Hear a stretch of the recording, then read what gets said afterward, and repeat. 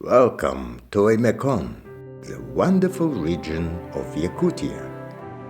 It is the country of the mysterious myths and legends, high mountains, thousands of lakes and rivers.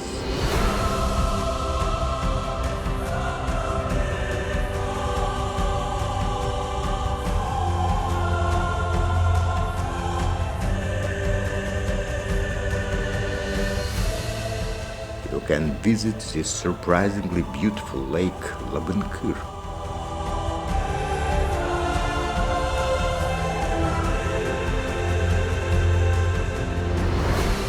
To catch excellent fish and to admire wild animals and birds. Also to meet interesting and kind people.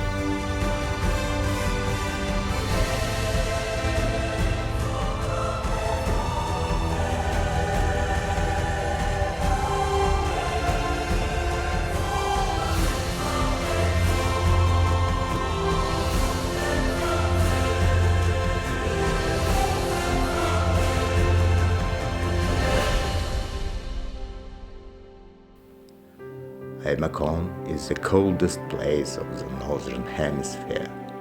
The temperature here gets down to -72 degrees in winter and in summer rises up to 30 degrees.